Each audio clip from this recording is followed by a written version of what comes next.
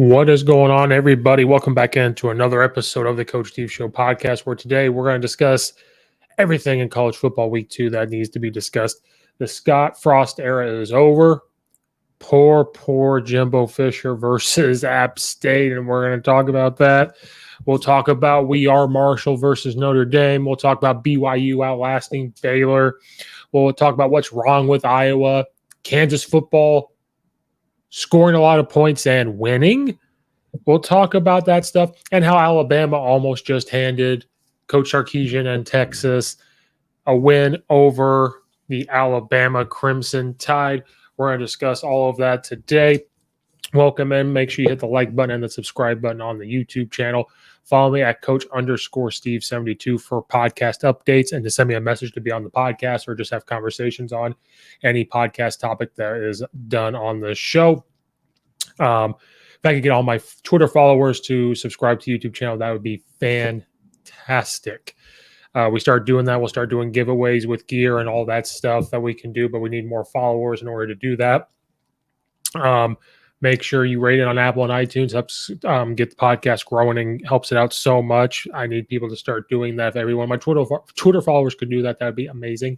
Or on Spotify, wherever you listen to your podcast. Check out the Belly Up Media Network at bellyupsports.com for podcast blogs and everything sports related, non-sports related, everything there. But if you are into sports, you are in the NFL, every Sunday morning, there are lots of shows that will happen before the very first kickoff every Sunday with fantasy football, with picks, betting, and previews of the games and things that are happening around the NFL. But you can only find those if you follow them at Belly Up Media on all Twitter, Facebook, everything, Belly Up Sports, everything there. So follow them and you'll get all that stuff there. So we'll start off with my picks. We're not going to talk about each game of the picks. Coming into week 1, I was 2-3. Or after week 1, I was 2-3 with my picks. I am now 4-7. I was 2-1, 2, 3, 4, 5. I had Arkansas -8.5, got that one right. Then I picked Tennessee over Pitt. Then the rest were not so good. Alabama, I picked -20.5. Shouldn't have done that. Didn't get that one. Iowa State, I had +3.5. Was close. They won by 3. I had Florida over Kentucky. I've learned my lesson on that one. And I had Houston +2.5. Did not get that one. So I went 2-4 this week, 4-7 overall this season. We'll make a comeback later on in the week when we do our college football week 3 bets and preview for certain games. We will get back on track there. The Scott Frost era is now over. Nebraska coming into this week, it had already been talked about whether or not Scott Frost's seat was hot. I think during halftime when they played North Dakota last week that it was talked about he was going to be done. Talked about it last year. Talked about going into this year. I never wanted someone to get fired, but it's over because Nebraska loses to Georgia Southern 45-42. Nebraska just could not get their offense to play consistently during this game. Their defense also couldn't stop Georgia Southern's offense. Georgia Southern scored 14 in the first, 14 in the second, 7 in the third, 10 in the fourth. Nebraska was losing in the first quarter 14-7. The Nebraska offense woke up a little bit and scored 21 points in the second, but also gave up 14.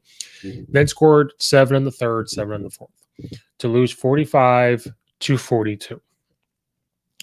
You got to give credit to Georgia Southern in this game because, well, they played well. Their quarterback had 409 yards passing. They had a 132-yard rusher. One of their receivers had 119 yards receiving.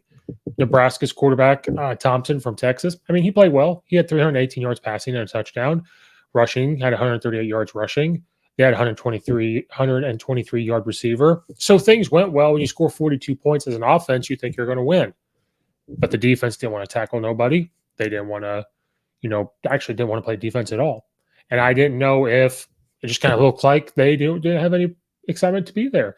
And those have been sometimes the things you see in Nebraska. It's another close loss. You've seen that all over with Scott Frost ever since he's gotten to Nebraska. After Coach Pelini had been there winning you 7, 8, 9, 10 games a year. Sometimes it's okay to not go home. Sometimes it's okay to not coach where you played. I did it for a little bit, got my feet wet into coaching. And for me, sort of kind of worked out, but there's a small part of me that says, what if I would have went to a different place and stayed away for a while? But I wouldn't change some of that. So sometimes you got to be careful when you go back home. And I think because Scott Frost played quarterback there, was a part of those teams back in the day with Nebraska, his leash was a little longer to stay here because normally you saw the way this program was going, coaches would have been fired much more quickly than with Scott Frost. But I think because he was from Nebraska, playing Nebraska and everything, he got more leeway with this program. And they wanted to play the card of he was rebuilding the program when he got there, though Coach Pelini again was winning 8, 9, 10 games. I think Nebraska was just looking more towards, well, sometimes it's not always defense because Coach Pelini had brought in that defensive mind and they were winning close games because of defense. They wanted a guy to come in.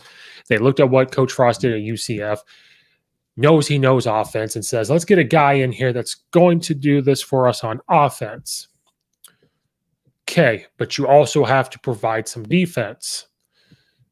Alabama could score a lot of points, but their defense also has to step up as well. They can't give up 45 points to Georgia Southern. And then you lose too many close games throughout your career.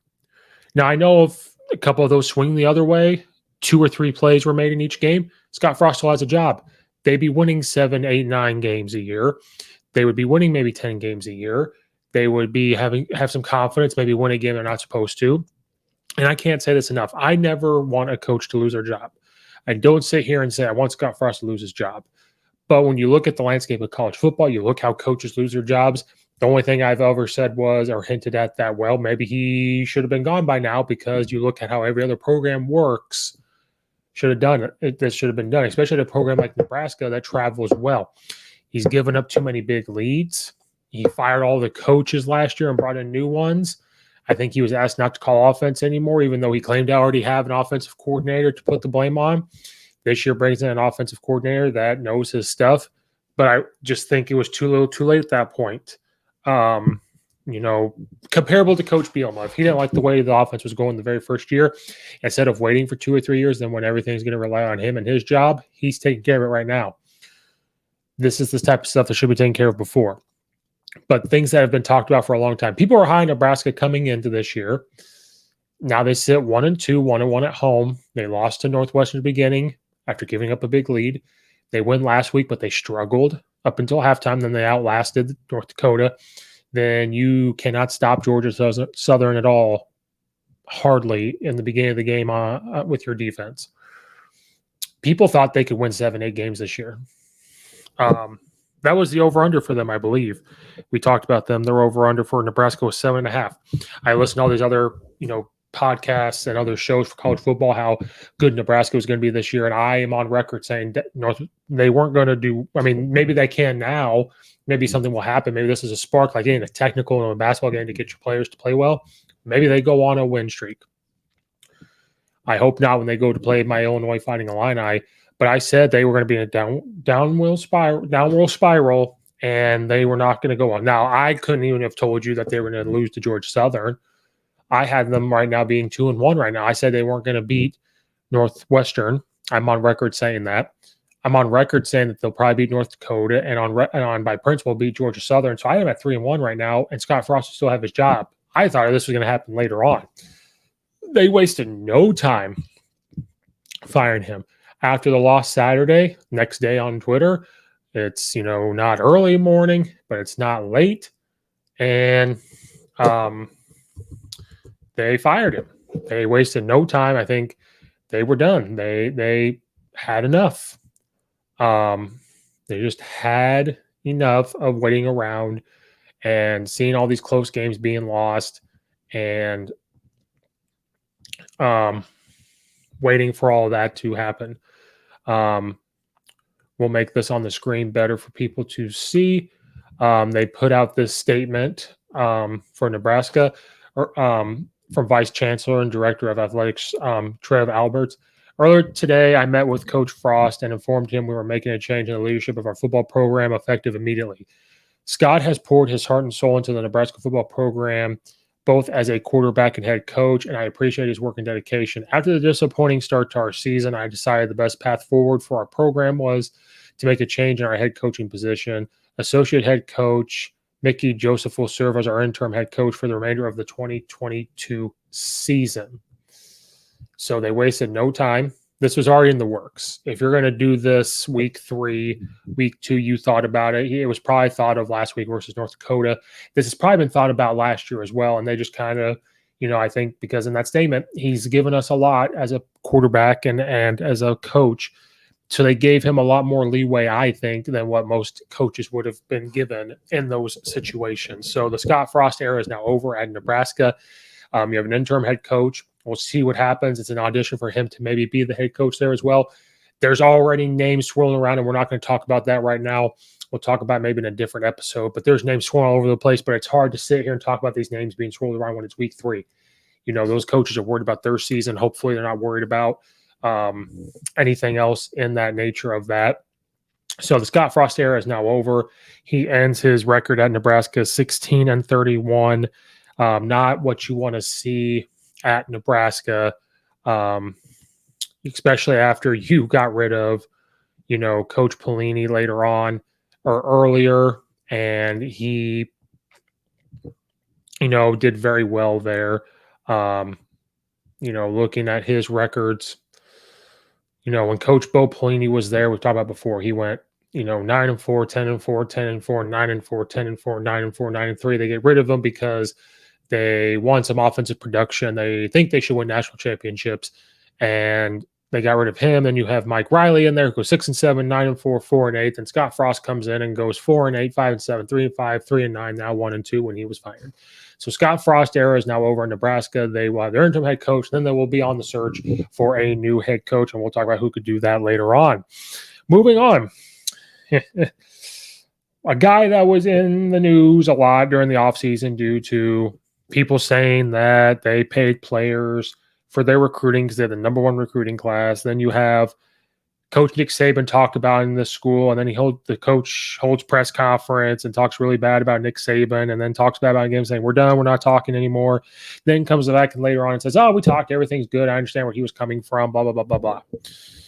And an offensive guru reminded of Jimbo Fisher and Texas A&M.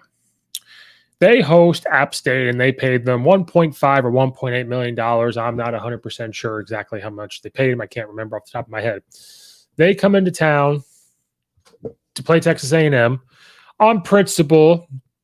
I know App State scored 60-some points against North Carolina, but North Carolina is not Texas A&M. They're not the 12th man. They're not Jimbo Fisher, who you're paying millions and millions and millions upon millions of dollars. You have the number 1 recruiting class coming into Texas A&M. You beat Alabama last year, and then you have this big hype for Texas A&M, and you pay a team to come play you in App State. App State has a history of beating Division I opponents. They come in and win 17-14. I'm going to say that again. App State came into Texas A&M, and they beat Texas A&M 17-14. That is absolutely crazy to say out loud, and especially to say it out loud twice. And here was a tweet that I saw earlier. I'm going to read it to you guys. Jimbo Fisher is paid nearly $800,000 per game. App State got paid $1.5 million for playing in College Station. Texas A&M just paid $2.3 million to get handed its ass on a platter by the Mountaineers. So you paid Jimbo Fisher $800,000 for the game, and then you paid them $1.5 million. This is a huge setback for Texas A&M. It's a huge step back. Poor Jimbo Fisher, poor Texas A&M. This is why you don't talk all this talk during the offseason. I understood it to a point because he wanted to defend the recruiting and his players, and you said this was a recruiting tactic that he had to show that he's going to stand up for the players and showing to the parents, look, I'm going to fight for your guys and everything else. And I'm on record somewhere on one of my episodes saying this is exactly what he was doing. I had to get a little sip there for the rest of this. But when you continue to talk and you continue to be put in on the media platform more eyes are on you, especially when you have this recruiting class, especially when you're labeled this offensive guru type of guy. And I've listened to a couple guys talk about Jimbo Fisher. Some, we know, really good things. He is an offensive mind, but I've heard people say that he is what's holding Texas A&M back because sometimes he outsmarts himself on offense. You see him with this folder on the sideline, and he looks like, and he has these glasses on. I'm not making fun of the glasses; he needs them to read, but it just looks like he's a dad trying to find the warranty for the washing machine. He looks like a guy trying to do his taxes. And I think sometimes he has too much in on offense. I think that that's what's holding them back. I've only really seen a handful of people that could be a head coach and a coordinator and have really a lot of success in college football. The first one to me to come to mind is Mike Leach. He's their offensive coordinator as well, but he, I think, has really balanced it where he could be involved in the defensive meetings, but he's also the guy that says, you know what? I'm going to hire the defensive coordinator. I'm going to have him hire the staff, and I trust them to just go. And then if I have to intervene on some things, I'm going to intervene on some things. He knows what's going on, but he can call offense. But his offense is so simple that it's okay for him to call an offense. I think when you're trying to run a complex offense, you're trying to do some NFL things, I think, and you're doing a lot of shifts, you're doing a lot of this, you're doing a lot of out formation, but still having, 50 plays, 80 plays from the outside looking at what it looks like, you can outsmart yourself. I think if Jimbo let an offensive coordinator come in and just call the offense and he can just manage it, they'd be a lot better. Oh, but he has a national championship. Yeah, because he had a lot of talent and Jameis Winston. And a blind squirrel finds a nut once in a while. And again, Jimbo Fisher's a way better coach than I am, than I'll ever be. Knows way more offense than me. I'm trying not to make this be like I'm talking all this smack about him. But when these type of things happen, you can't help but wonder if he just gave the offense up and be a head coach. And it's okay. That is perfectly fine. High school coaches do it. They're coordinators for a little bit in high school and they give it up. College coaches do the same thing. Nick Saban's highly involved on both sides of the ball. There's guys that get hired because they're an offensive mind. They get hired as a head coach and they give it to somebody. Scott Frost called the offense, and you see how that went until he gave it up. They're scoring more points this year, but then just overall, you should have done that a year ago. If he would have done that last year, we might be talking a different story. But App State comes in and just takes it to Texas A&M. I think Texas A&M has a quarterback problem because your quarterback, Hannes King, only had 97 yards on 20 pass attempts. That's a problem. It's an offense where Jimbo Fisher still wants to run the football. You had 89 yards rushing. So guys couldn't get open. App State came in and said, we're going to play more physical than you. So somehow you get out-muscled, and a team that's a smaller division than you, less money, less resources, comes in and beats you. So sometimes this is the argument. Do we need to pay all this money? Do we need this stuff? App State ran the ball down their throat with Peoples with 112 yards rushing, and they did well. They held on to the ball for a while, did good things. Texas A&M had 7 penalties, which hurt them. App State had the ball for 41 minutes, 29 seconds. So now the argument's going to be, well, Texas A&M wasn't on the field a lot. They, whatever. I don't care. They had the ball for 18 minutes. Out of those 18 minutes, you only score 14 points. To me, you should have had 21 points, 28 points. Yeah, the defense should have stepped up to App State. I'm not saying that. But that's where, Jimbo Fisher, if he was just a head coach and not worrying about calling offense for that game, he could go over there and help on the defensive side as well. If that's, if he wasn't calling offense, he could do that. So that's why sometimes you wonder if Jimbo should give that up and just manage everything. But I don't really care. App State came in on their offense and say, hey, we're going to take as much time as humanly possible and keep that offense on the side. And they played better. They played harder. Now Texas A&M missed a field goal late. I believe it was blocked late on in the game in the fourth quarter to tie the game up. But this shouldn't happen. That shouldn't happen to their defense. To let App State have the ball for 41 minutes and 29 seconds compared to 18 minutes, 17 seconds for Texas A&M. So talking all this smack, now we'll talk about Alabama later on and what happened in their game. I'm not saying that Texas A&M is going to lose every single game, but this sets a step back, and the next game is going to be Miami. You best believe that Miami now has a chance. Arkansas is confident. Arkansas is going to have a chance. Mississippi State showed you that they can beat you, and they're confident in their quarterback. So be on the lookout for that. Be on the lookout for Mississippi State, who right now is 2-0. beat Arizona, who played well the week before, with a quarterback in Will Rogers, who threw for 313 yards last week and 4 touchdowns, stuff like that. So you best believe Texas A&M, you have some guys on there. Then the one that everybody's circling right now in Alabama, and we'll talk about them later on.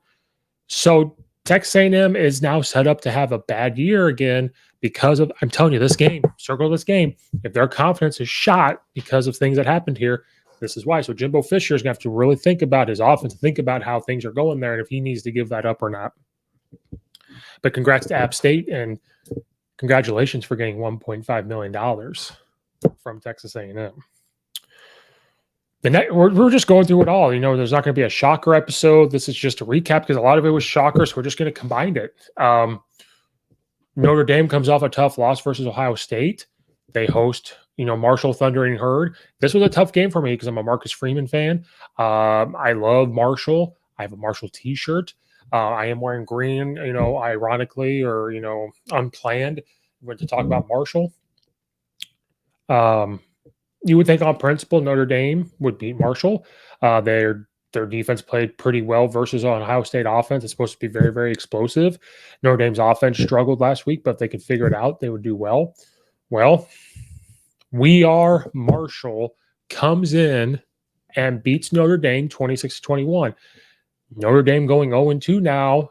I guess technically they're 0-3 under Marcus Freeman. I personally don't count the bowl game because that's not technically his team. That's still Brian Kelly's team. And, but technically he's 0-3 in his head coaching debut, which again, the bowl game I find unfair, but that's just technically it's what it's going to be. It's going to be on there on a stat sheet. Excuse me, but now he is 0-2 this year as a head coach, 0-1 at home against Marshall, who's now 2-0.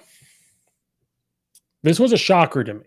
It was a shocker because I'd understand if Notre Dame won 26-21, 27-21, 20-21, 37-21, and then you're a little alarmed on the defense, but, it would be okay because that's telling me your offense has fixed some of the problems it had.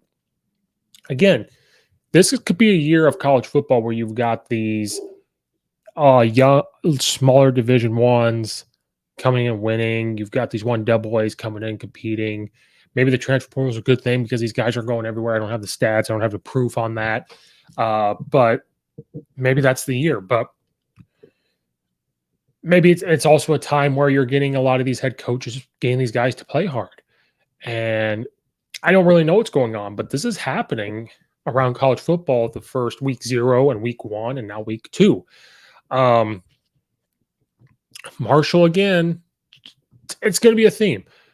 Just played better than Notre Dame. The things that Marshall did well was getting yards on a defense by Marcus Freeman. They had 364 yards. They ran the ball on them. They wanted to control the clock as well. They didn't control it as well as App State versus Texas A&M. They had the ball for 30 minutes and 47 seconds compared to Notre Dame with 29 minutes and 13 seconds. But they ran the ball well. They had 219 yards rushing, and that's how they wanted to control the clock. Notre Dame only had 51 yards total. They had 130 yards rushing, 221 through the air. Marshall only had 145 through the air. But Notre Dame threw 3 interceptions. So defensively, you give up 26 points, but when the offense turns the ball over 3 times, that puts the defense in a horrible situation.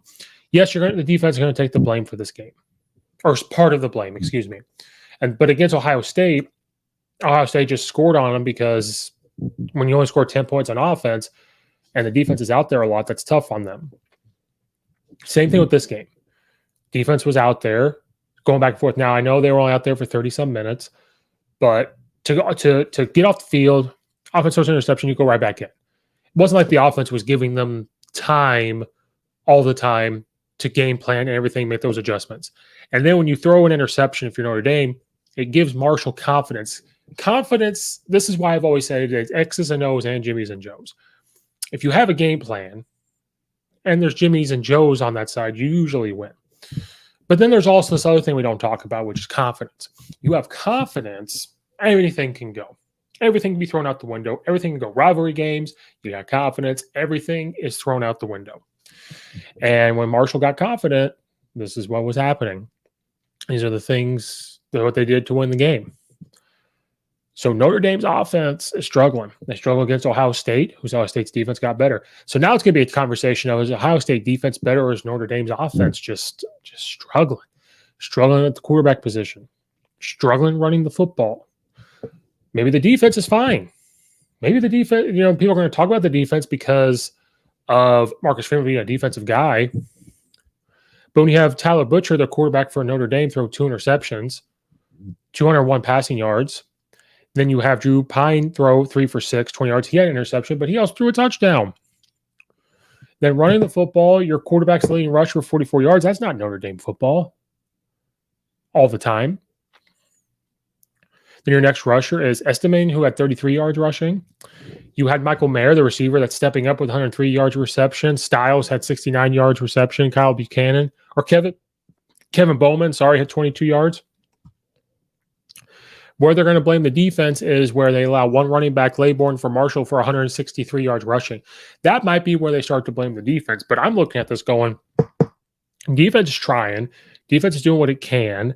It's still forming, maybe Marcus Freeman didn't get to do everything he's doing. He brings in a guy from the NFL to really do defense. So maybe Marcus Freeman has to step in and say, hey, I know you were in the NFL. You're bringing good things in, but this is what I want to do. This is what worked, because they had a good defense last year. This is what works. He had a good defense when he was at Cincinnati.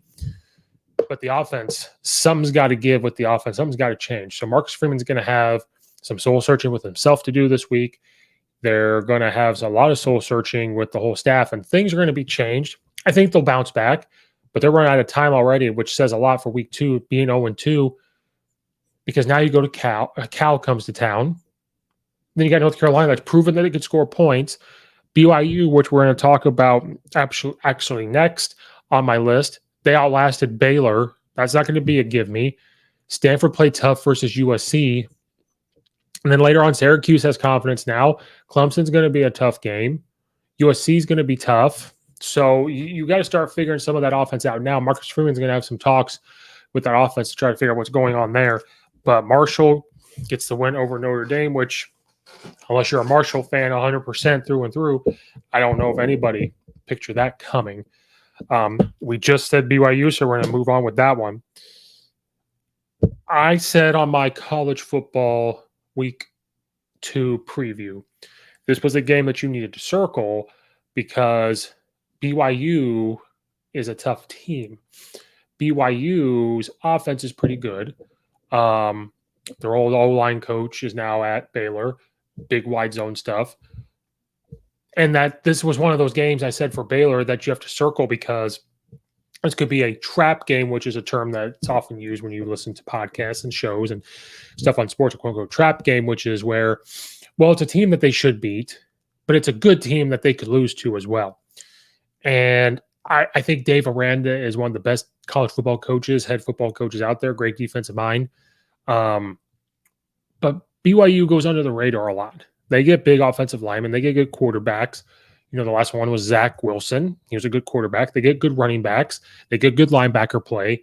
And it was just one of those games that was flying a little bit under the radar. And so I think it would be a good one for people to watch. And I'm on record saying to watch this one. And it was.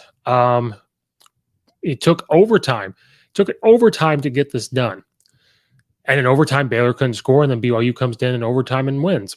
They outlasted them because they're tough. They're just as tough as a lot of these Power 5 schools, even though I know Baylor's in the Big 12, which Big 12 could disappear at some point. Them or the Pac-12, and they can combine. But BYU is a tough team. They've always been a tough team. They always have tough players.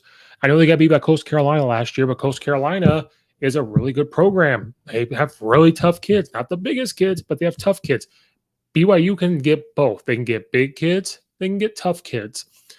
And they always find a way to have a good quarterback. They always find a way to have, either a good running back or good receivers. And they could just compete. And they just outlasted Baylor in this game. They just outlasted them. Baylor had chances to really put their foot down and score. They really had opportunities to take control, but they didn't. BYU outlasted them. BYU held on. Nobody turned the ball over. Baylor actually had the ball longer for 34 minutes, 15 seconds. They just didn't convert. They didn't finish. BYU had the ball for 25 minutes and 45 seconds. Baylor had way more penalties, 14 penalties that cost them 117 yards. They actually ran the ball more. They had 152 yards rushing, and they had 137 yards passing. BYU realized that Baylor was really good at tackling, really good at stopping the run, so they switched to the pass game and had 283 yards through the air, 7.1 yards per completion. They had 83 yards rushing, so they adapted to what Baylor was going to stop them at. Because I said this, BYU is good at wide zone stuff. They're good at getting a running back going, but if you're going to take that away, they find a way to have a quarterback play well. Jaron Hall, when he was 23 of 39, 261 yards and a touchdown, that's pretty good to me. It's pretty good. BYU always has tough linebackers too as well. They really held Baylor in content and tackled well and held them to 137 yards passing. Now they did run the ball a little bit, but they did what they had to do and outlast them. And now Baylor gets knocked off, ranked pretty high. And now BYU is in the conversation to be very good this year. They're 2-0 right now. And they have opportunity to win a lot of games this year. Oregon's coming up next. I do think BYU can beat them. Wyoming, I think they can beat. Utah State, they can beat. And if Notre Dame keeps going on a spiral like they are, that again, we talked about, that's not a give me. Arkansas, I don't know. Liberty, I think they could win. So there's a lot of games on here for BYU to win. That doesn't mean Baylor's season is over. It doesn't mean anything like that. Coach Dave Randall will figure it out. It's just one of those games. It's just one of those games where it was a good back and forth defense, confidence. Key thing here, confidence. Baylor's schedule, they have plenty of chances to win games. So they'll still be around. I haven't picked to be one of the ones that could compete for the Big 12 championship once again. There's plenty of stuff for them to do and win games. So not counting them out yet, but I said this was going to be a fun, exciting game to circle on your calendar. People just sleep on BYU, and I don't know why. But congrats to BYU winning 26-20, outlasting Baylor in overtime. I tried to tell you guys that was one to watch, but they get the big win. But Baylor still can bounce back from that loss. All you football coaches out there, it's not too late to still be looking up drills. I know we're in our football seasons, going into our football seasons, but it's never too late to get back to the basics. And Coach Stone has done just that by creating his Back to the Basics drill manuals.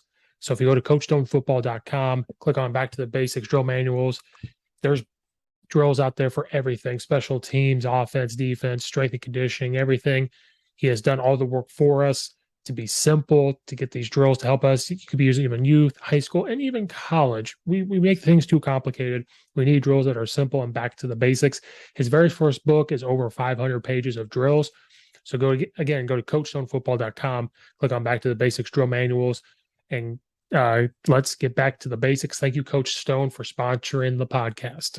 Football coaches out there, do you ever stop and think about all the hits your big guys are taking in the trenches, your D-line, your offensive line, because they hit each and every play. And that's why it's the best position in football. But they take a lot of hits in practices into the game. It's a lot of hits they're taking, a lot of blows.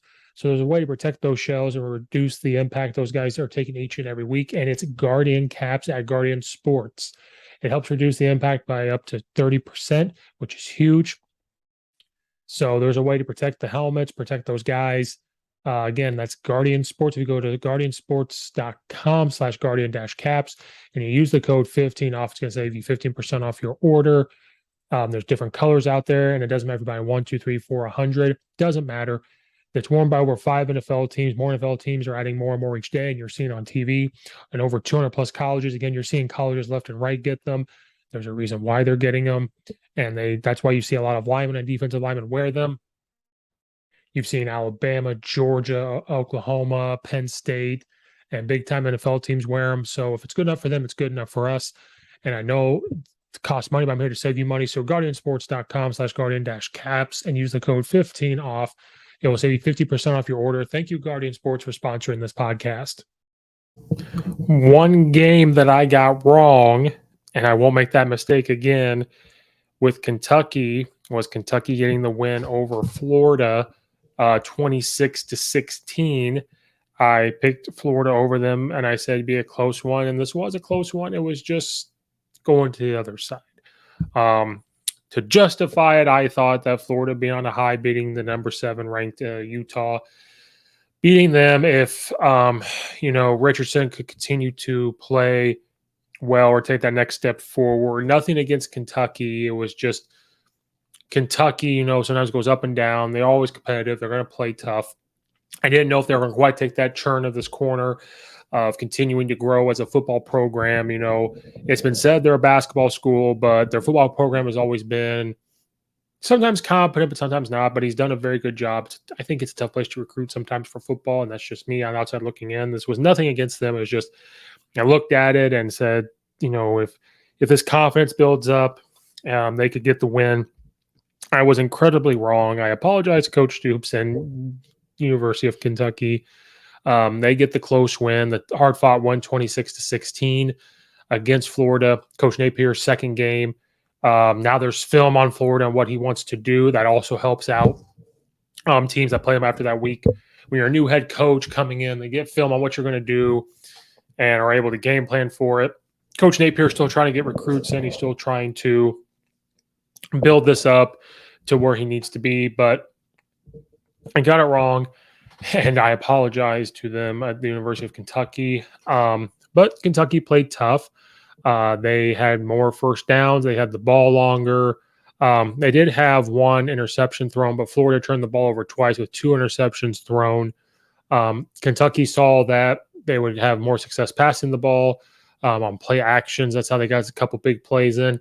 They had 202 passing yards and only 70 rush yards. Florida tried to do both. They were very balanced. They had 136 yards rushing and 143 yards passing. They actually had more yards than Kentucky. I believe they had a couple more explosive plays, I guess, or bigger plays. Pretty even on penalties, 2 for Kentucky, 3 with Florida. So, again, kind of like the Baylor-BYU game. Kentucky made more plays to win and outlasted Florida to beat them. And Florida having an extra, that extra turnover doesn't help. Richardson did not play as well as he did before. He was 14 of 35 with that 143 yards passing, and he threw the 2 touchdowns. Rushing, he only had 4 yards rushing. So Kentucky really said, you know what? If you're going to beat us, he has to throw the ball. And that was talked about after the game last week versus Utah. And I thought about confidence wise, if they continue to take that step forward, is what they could beat them. And again, Kentucky coming in for me was a question mark. Now I get to see them play a little bit more. Some of those question marks are no longer a question mark. They still play decent at quarterback, does what he needs to do. Will Levis, 13 of 24, 202 yards, 8.4 yards per completion, a touchdown. He did have an interception. Running the football, they balance it out.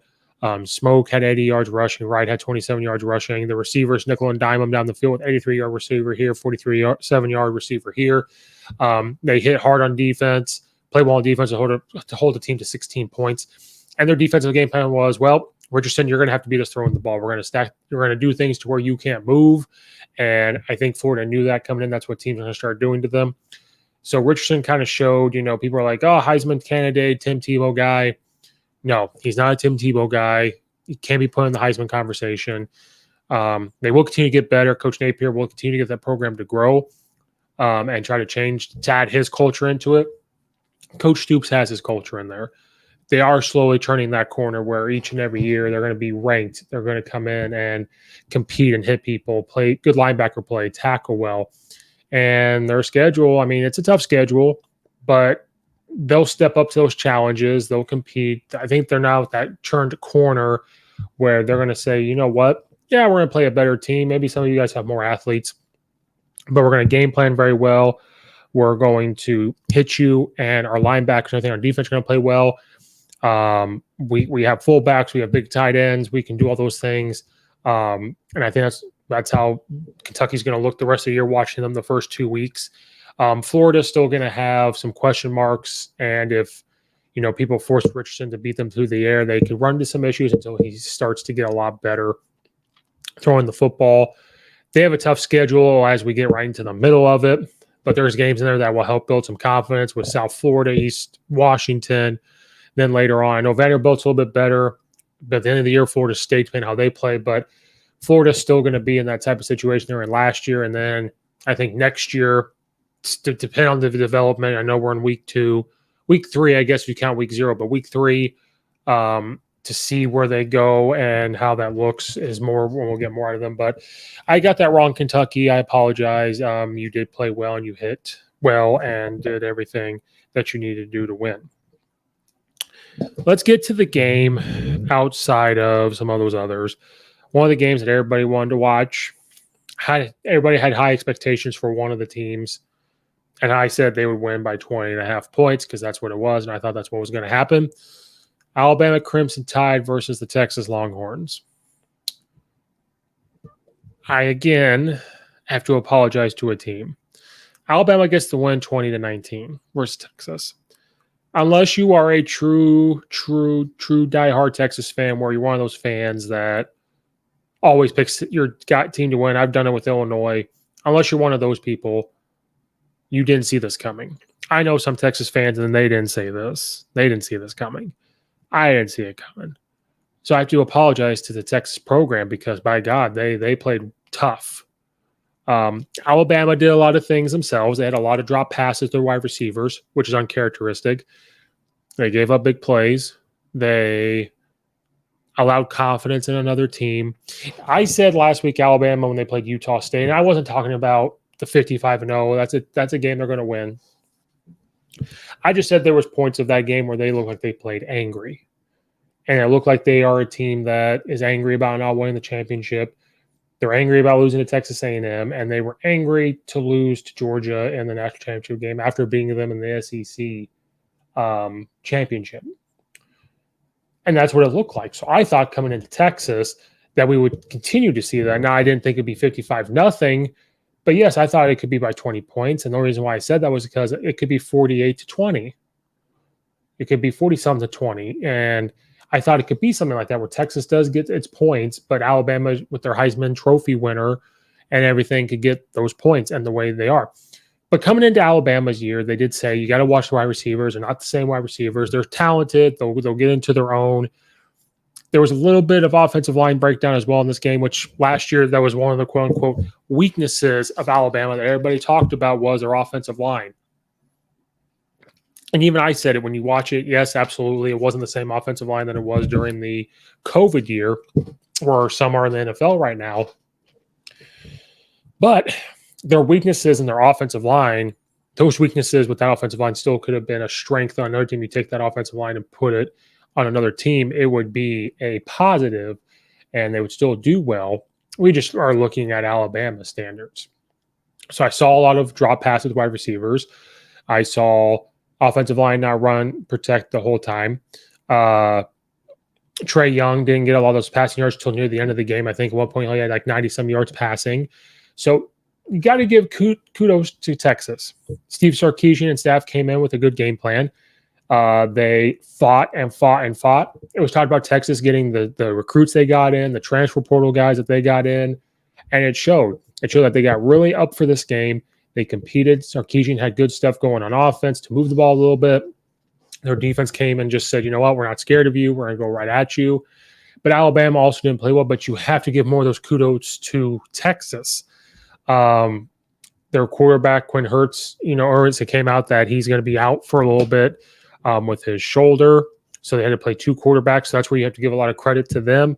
They didn't run the ball well in Alabama, but they said, okay, I'm going to game plan. I'm going to get guys open in the pass game. Alabama gave up a lot of yards to that. And then Alabama themselves, rushing didn't do well. McLean had 97 yards rushing, but they're used to run the ball more. Bryce Young got 38 yards rushing. He had 213 yards passing and one touchdown. So just a good back and forth game, but it was just where we did not expect this. I didn't expect it. Texas had more first downs than Alabama, 25-16. Alabama did better on third down, 5 of 15, 3 of 12 for Texas. Alabama had to get a fourth down at the end, 1 for 2 on fourth downs. Alabama had 374 yards. Texas had 371 passing. They had more passing yards, 292 yards for Texas to 213 for Alabama. Alabama had more rushing yards, 161 to Texas 79. But Alabama had a lot of penalties, which helped keep Texas in this game. So it just goes down the list of uncharacteristic Alabama mistakes. 15 penalty yards that cost them 100 yards. Texas had the ball longer for 30 minutes and 44 seconds versus 29 and 16. Again, when you watch the game, you saw some of the offensive line breakdown stuff where Texas got pressure.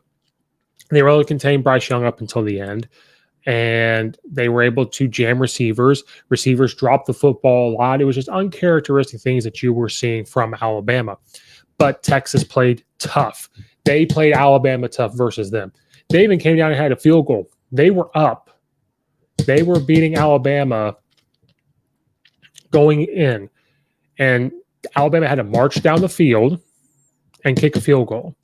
And they had Bryce Young dead to rights. Guy came flying in. They blitzed the right guy.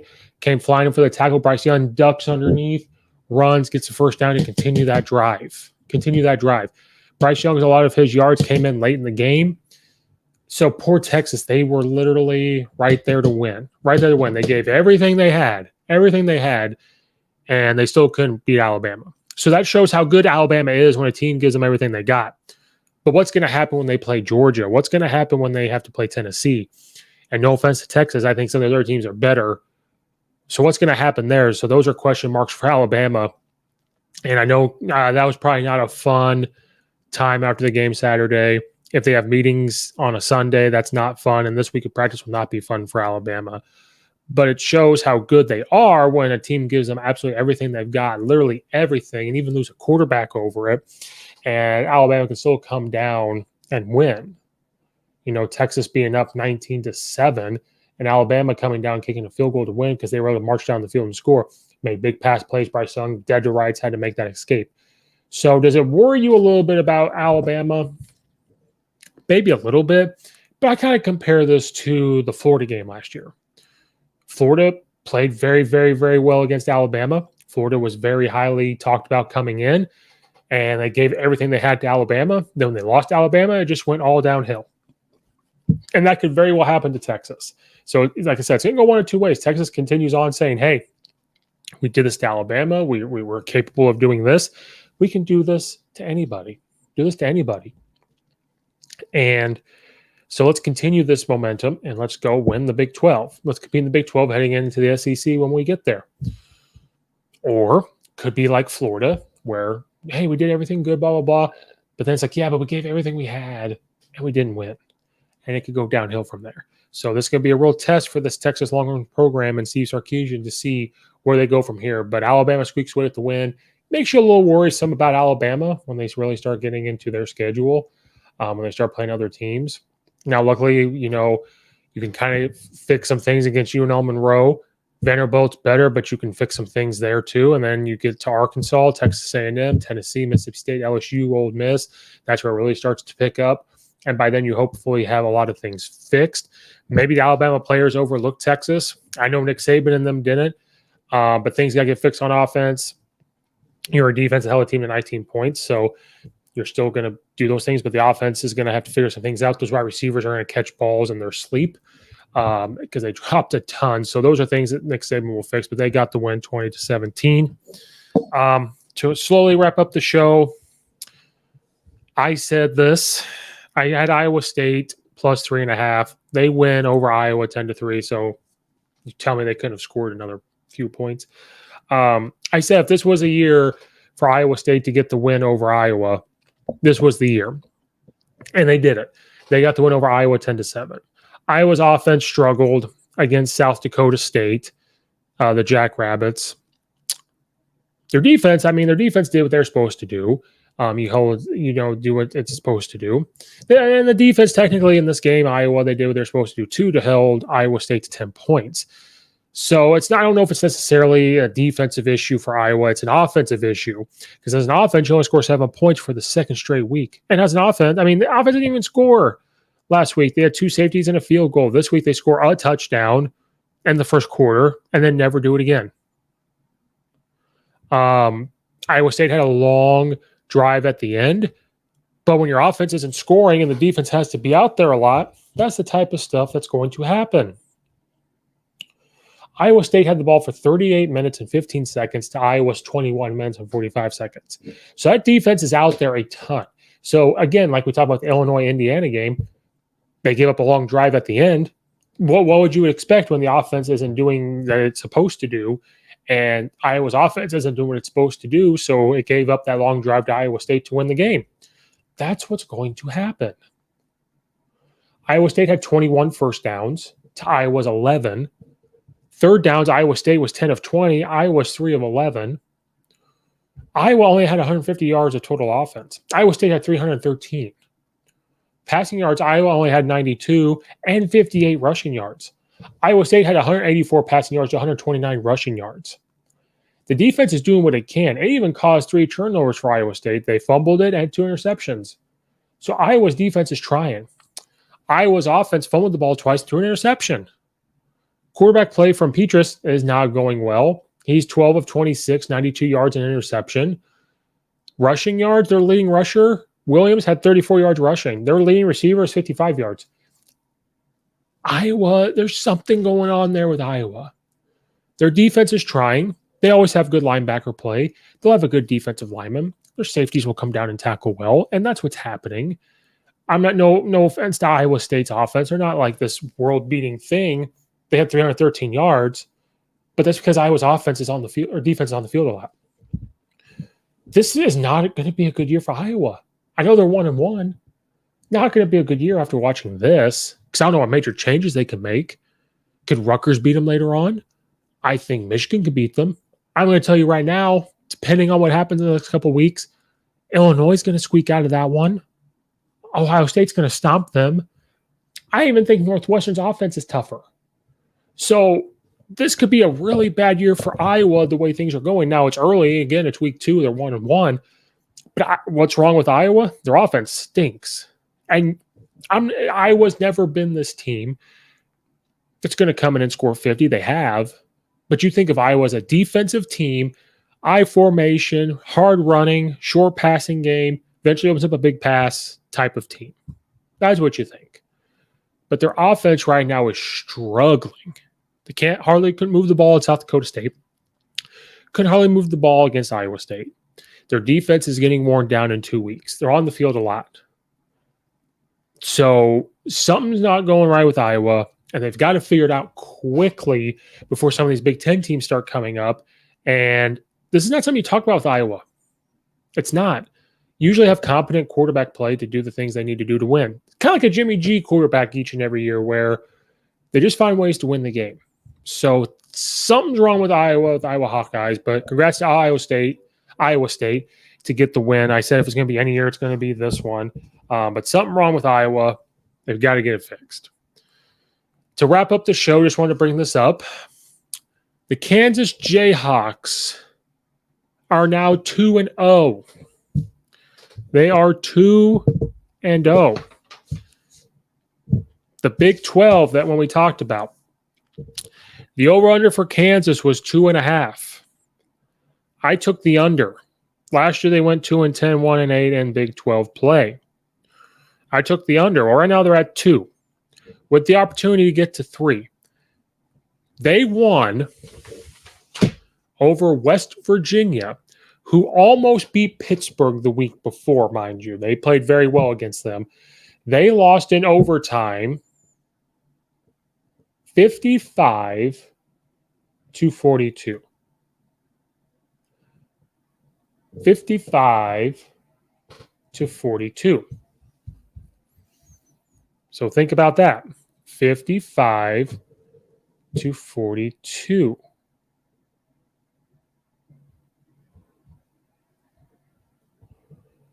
Kansas Jayhawks 2-0.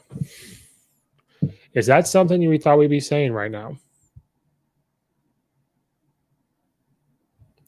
Now you're wondering, how did they score that much in the overtime? Well, they scored a touchdown and then they threw an interception. They return it, and it counts as, they scored another touchdown where it's probably over. But they won 55-42 over West Virginia.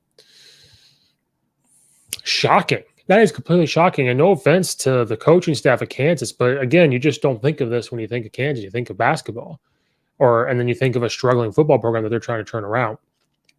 Both quarterbacks, last name Daniels. JT Daniels played well, 28 of 40, 355 yards passing, 3 touchdowns. He did have an interception. Played well. Running the ball was okay. Mathis Jr. for West Virginia, 59 rushing yards. Donaldson, 48 yards rushing. Justin Johnson Jr., 29 yards rushing. Bryce Ford Wheaton had 152 yards receiving. Sam James had 91 yards receiving. So, I mean, when you look at their offense for West Virginia, score 42 points. They're doing their job. It's the defense. West Virginia scored 14 in the first, 14 in the second, and then didn't score again until the fourth quarter. They scored 14. Kansas went on a run. They scored none in the first, but then 21 in the second, 14 in the third, 7 in the fourth, and had their 13 in the overtime. Their quarterback, Jalen Daniels, 219 yards throwing with 3 touchdowns, played well. Running the football, he also had 85 yards rushing. Hishaw Jr. had 63 yards rushing. David Neal had 42 yards rushing. Then they spread it around to the receiver, 66-yard receiver, 50-yard receiver. Kansas just didn't give up. I think they started to play free and say, no one expects anything out of us at all. We're just going to play free. We're going to do what we want to do. And that's what they did. West Virginia, again, had the 2 turnovers. They fumbled it and threw an interception, which gave them life. But you look at the stats, West Virginia should have won the game. 501 total yards, 355 through the air, 146 on the ground. They had the ball for 32 minutes, 27 seconds. Kansas had a lot of third down efficiencies. They were 11 of 15, which is fantastic. They were 1-1 on fourth down. West Virginia was 8 for 15 on first down, 3-3 on fourth down. Kansas had the ball for 27 minutes and 33 seconds. They had 219 through the air, 200 on the ground. So when you look at this, you go, man, West Virginia should have won. But when you give Kansas 2 extra possessions and you lose by those, those are difference makers. I do think Kansas is going to start playing free and say, you know what, nobody expects a damn thing out of us. We're just going to play free. West Virginia's offense did what it needed to do. Its defense, don't know if it overlooked Kansas. I don't know if it just decided, yeah, we know it's Kansas. Our offense is going to do its thing. It didn't do it. So that coaching staff, again, now West Virginia's sitting at 0-2, which they can win some games, but they're sitting there at 0-2 with a good head coach, a good quarterback. They're 0-2. Kansas is 2-0. So can Kansas get over the 2.5 win mark? They play Houston. Houston lost last week or this week. Duke beat Northwestern. That'd be tough. So where are they going to get their next win? I don't know. Don't know. You have to be Houston or Duke, because after that you got like TCU, Oklahoma, Baylor, Oklahoma State, Texas Tech, Texas, Kansas State. But Kansas is sitting at 2-0 with that big win over West Virginia. Congratulations to them getting that big win and being 2-0 and scoring 55 points. Kansas football scoring 55 points. That's a lot. So that's going to wrap up our college football week 2 recap. There was other great games that happened, but these are the ones that caught my eye and I was able to research and watch and look at. So that wraps up this episode. Thank you guys for watching and or listening. Again, follow me at Coach_Steve72. If all my Twitter followers could like and subscribe to the YouTube channel, that'd be fantastic. Follow Ray on Apple and iTunes as well. It goes a long way for that. Check out all the affiliates in the description below. Leave a comment in the comment section down below. You got to follow me on Twitter to be there when I give you either it's a live podcast and you can call in like we're live on YouTube or anything, or just a normal recording, but just to go call in and be a part of it. So we're going to get all that set up. So again, you guys, thank you for watching and or listening. This is Coach Steve, and we will see you next time.